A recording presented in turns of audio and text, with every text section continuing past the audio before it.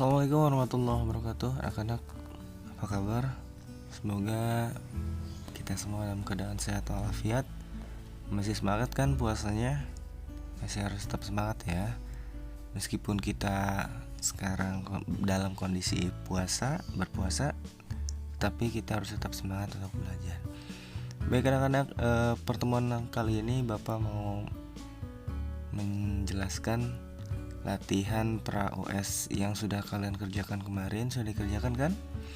Nah, hari ini akan kita bahas. Nanti kalian bisa catat dan dituliskan kembali, ya kemudian dipelajari kembali pembahasannya supaya ketika nanti US kalian mudah untuk mengerjakannya. Baik, kita langsung saja ke nomor yang pertama. Nomor yang pertama, teks di atas termasuk dalam karangan. Nah, sebaiknya pemerintah melakukan penghematan. Selama ini pemerintah membeli ribuan rumah dinas baru serta membangun kantor-kantor baru. Pemerintah juga selalu menambah jumlah PNS tanpa melakukan perampingan, pengurangan, membeli alat-alat tulis kantor secara berlebihan dan sebagainya. Padahal dana yang dimiliki tidak cukup untuk itu. Nah, karangan di atas termasuk ke dalam karangan. Nah, ke dalam karangan apa? Apakah deskripsi yang menggambarkan sesuatu atau narasi? Ya, terdapat tokohnya tidak di sini. Berarti bukan narasi. Ada yang tahu jawabannya? Antara karangan depan, deskripsi, eksposisi, persuasi, argumentasi, narasi. Nah, kalian lihat di kata-kata sebaiknya. Nah, sebaiknya ini berarti saran dari seseorang. Ya, berarti kalau saran dari seseorang berarti pendapat dari seseorang, berarti argumentasi. Jadi si penulis ini menyarankan kepada pemerintah untuk apa? Untuk melakukan penghematan. Nah, begitu ya. Jadi karangan nomor 1 ini adalah karangan argumentasi. Oke, kita lanjut ke nomor yang kedua. Karangan yang menggambarkan suatu objek yang dapat membuat pembaca seolah-olah dapat merasakan objeknya disebut menggambarkan suatu objek. Ya, deskripsi. Jadi nomor 2 adalah karangan deskripsi. Jadi ketika si pembaca itu membaca karangan tersebut, maka seolah-olah pembaca tersebut bisa membayangkan kejadian, bisa membayangkan tempat yang ada pada teks tersebut. Langsung ke nomor yang ketiga. Ciri dari karangan narasi. Ciri-ciri dari karangan narasi yaitu terdapat apa? Ya, terdapat tokoh, kemudian terdapat alur, ya, alur cerita. Terus terdapat apa lagi? Terdapat konflik, ya, dan lain sebagainya. Ini adalah ciri dari karangan narasi. Jadi karangan narasi itu karangan yang berisi cerita peristiwa dari awal sampai akhir, dan yang paling khas di karangan narasi ini adalah terdapat tokoh.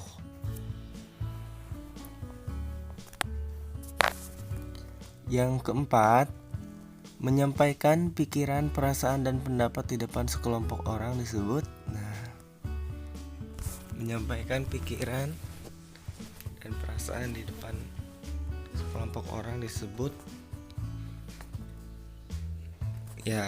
dengan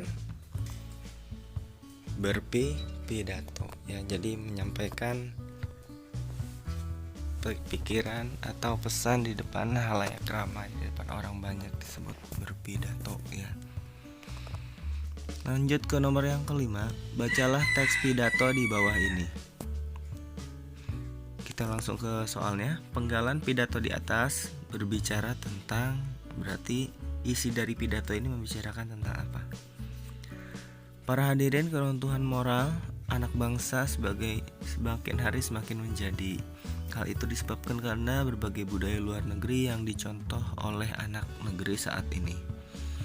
Kita bisa lihat dari perilaku dan sikap anak-anak sekarang yang lebih mengagungkan gadget daripada perintah orang tuanya. Lebih memilih berkumpul dan bersenang-senang dengan temannya daripada berkumpul bersama keluarga. Lebih menghormati teman daripada orang tuanya yang lebih tua. Jika permasalahan ini tidak diselesaikan dengan cara pembinaan karakter Islami, maka mau dibawa kemana masa depan negeri ini? Nah, penggalan pidato di atas berbicara tentang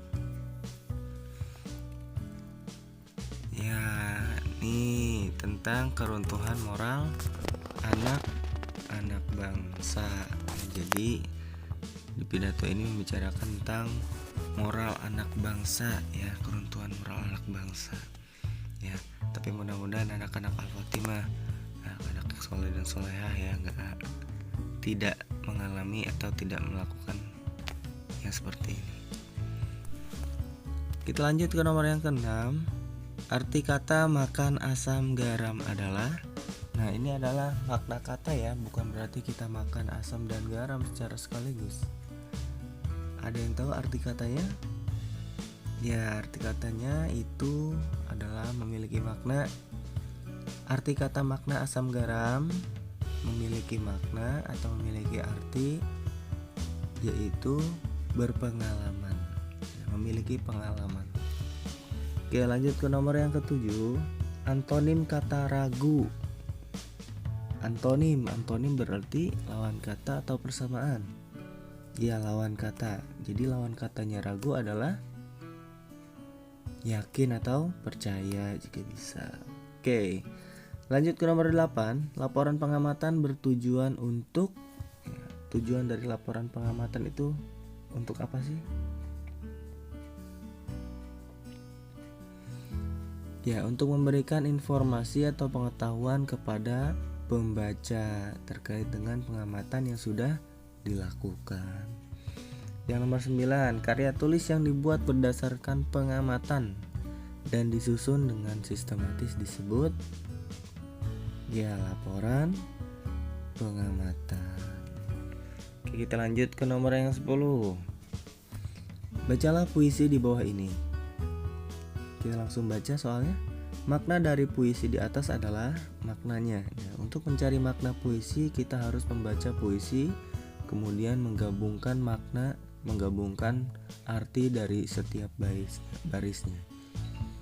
Adakah kata yang lebih suci selain doa, yang membuatku menitikkan air mata, yang membuat tubuhku tersungkur berharap, hangat katamu? Adakah isyarat dari doa yang kau kirimkan padaku? Nah, makna puisi di atas kira-kira membicarakan tentang apa? Ya, tentang doa. Di sini membahas tentang orang yang sedang berdoa, ya. Jadi maknanya dari puisi di atas itu adalah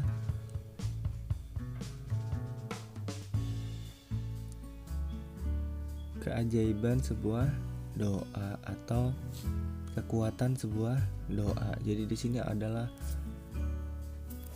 orang yang berharap, ya, orang yang berharap dari doa yang selalu dipanjatkan kepada Allah Subhanahu wa taala.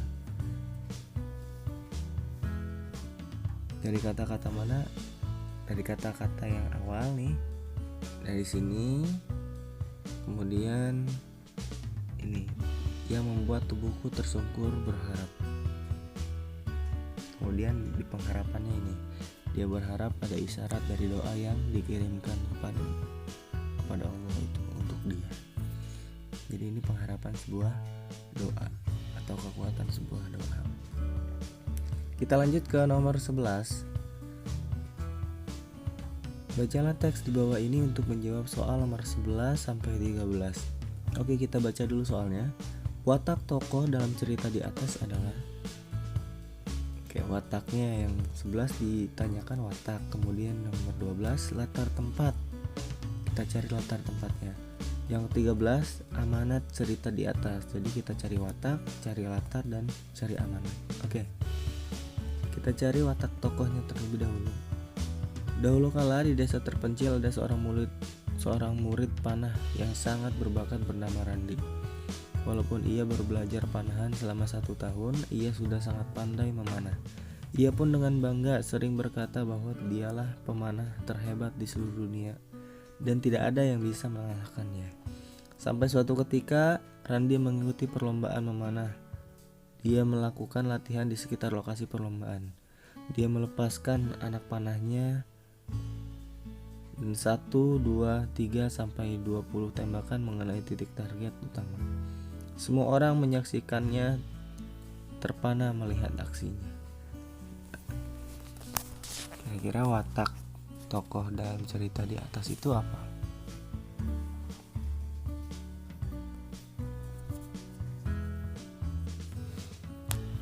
Apa sombong, percaya diri, rendah hati, pendusta?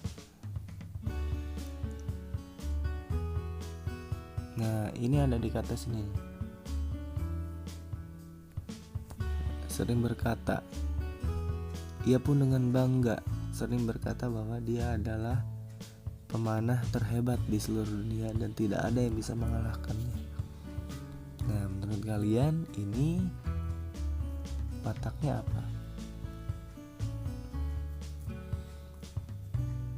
Ya, di sini terdapat kata-kata jumawa ya, atau kata-kata pengagungan diri sendiri. Jadi sombong. Oke, untuk latar tempatnya di mana? Latar tempatnya di desa terpencil ya. Di desa terpencil, kemudian di lokasi perlombaan. Nah, itu adalah latar tempatnya. Kemudian amanat cerita di atas.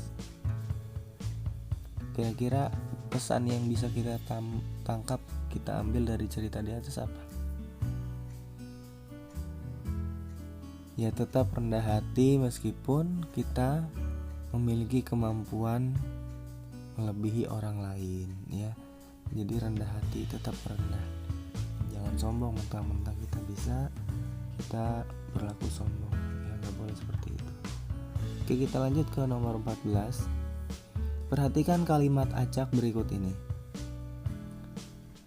Urutan kalimat-kalimat di atas agar menjadi paragraf narasi yang padu.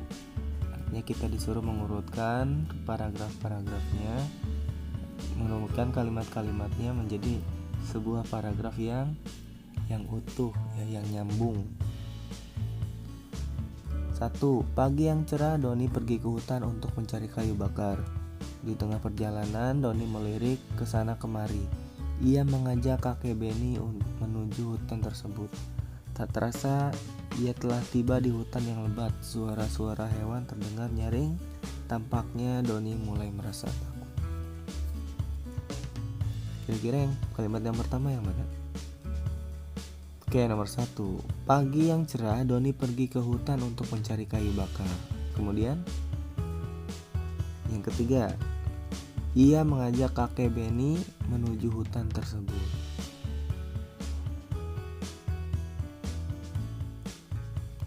Selanjutnya, di tengah perjalanan Doni melirik ke sana kemari.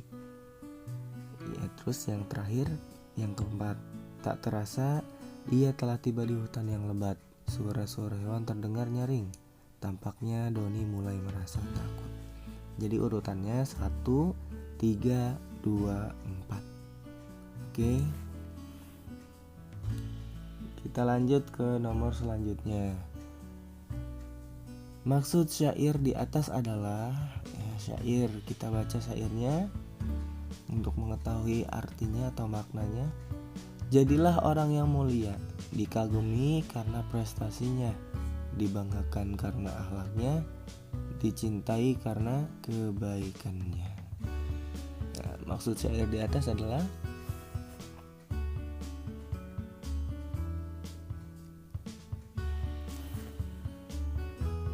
kita bisa melihat dari yang ini ya. kalimat ini, jadilah orang yang mulia, dikagumi. Jadi di sini adalah maksud syairnya kita diajak untuk menjadi orang yang mulia, orang yang baik, orang yang baik karena prestasi, akhlak dan kebaikannya.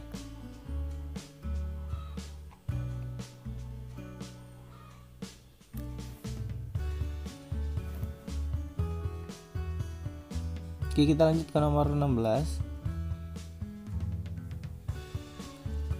Pepatah yang tepat untuk menggambarkan ilustrasi tersebut adalah: di kelasku ada anak kembar, wajah mereka sangat mirip.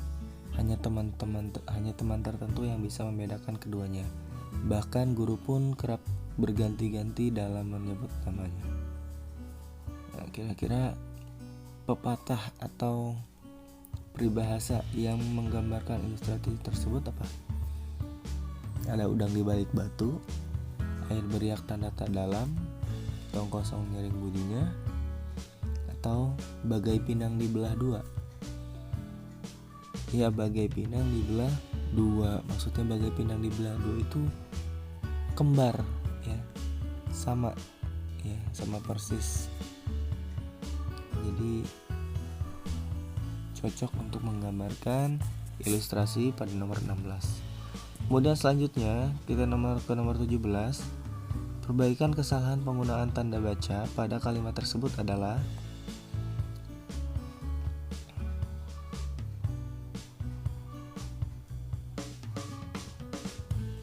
kira-kira tanda baca yang salah yang mana? Pukul berapakah ayah tanda tanya akan berangkat ke Sukabumi, tanya adik. Harusnya adalah pukul berapakah ayah akan berangkat ke Sukabumi, tanda tanya, dan komanya hilang. Jadi tanda tanyanya dihilangkan, komanya diganti dengan tanda tanya, ya. Perbaikan penggunaan tanda baca yang tepat itu seperti itu. Ya, jadi tanda tanyanya dihilangkan, yang ini. Tanda tanyanya dihilangkan, kemudian tanda komanya diganti dengan tanda tanya. Oke, kita lanjut ke nomor 18. Kesalahan penggunaan ejaan pada kalimat tersebut terdapat pada kata. Kita lihat ada kata yang salah nih penulisannya. Yang mana ya? Ayah berjualan di samping apotik dekat rumah. Kata yang salah adalah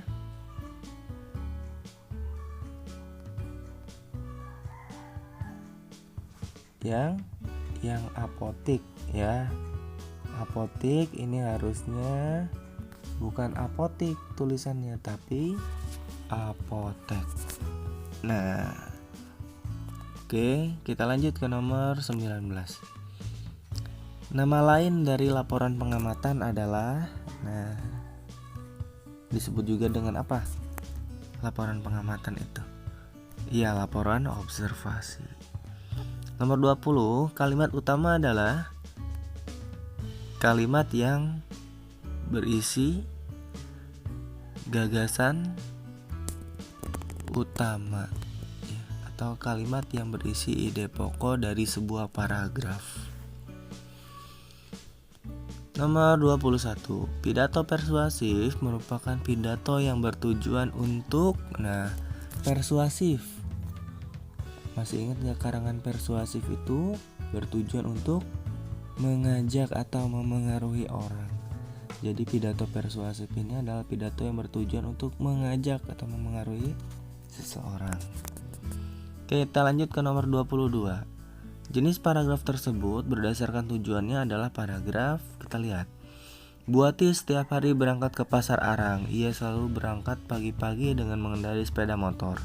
Ia memiliki satu kios di pasar. Di kios tersebut Bu Ati bekerja sebagai penjual tahu. Pernah ada seorang pelanggan yang sangat loyal membelikan barang-barang berharga seperti kulkas dan mesin cuci. Pelanggan tersebut merasa cocok dengan menganggap Bu Ati seperti kakaknya sendiri. Nah, menurut kalian ini adalah jenis karangan apa? Ya, betul, narasi. Kalau kalian jawab narasi, karena terdapat tokohnya.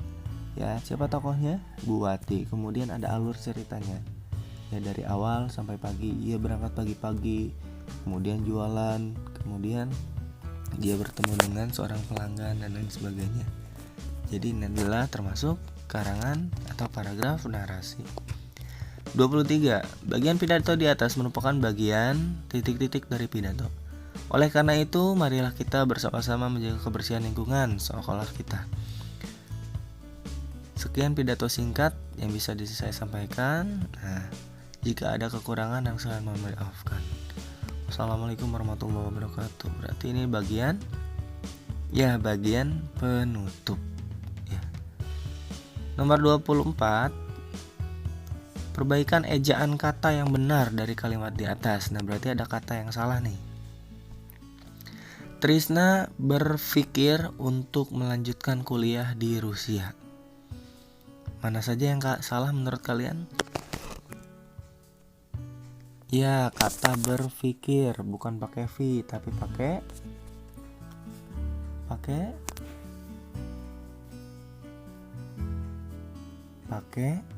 P. Berpikir untuk melanjutkan kuliahnya di Rusia. Nah, Rusia R-nya kapital ya. Kenapa kapital? Karena menunjukkan nama negara. Oke, kita lanjut. Nomor 25. Riza pergi ke Bogor berkunjung ke kampung halamannya. Perbaikan ejaan kata yang benar dari kalimat di atas adalah yang salah yang mana? Ya, huruf R pada kata Riza itu harusnya kapital karena nama orang. Pergi ke Bogor, B-nya huruf kapital karena menunjukkan nama daerah. Ada lagi? Tidak ada. Jadi huruf R dan huruf B-nya diganti pada kata Riza dan Bogor menjadi huruf kapital.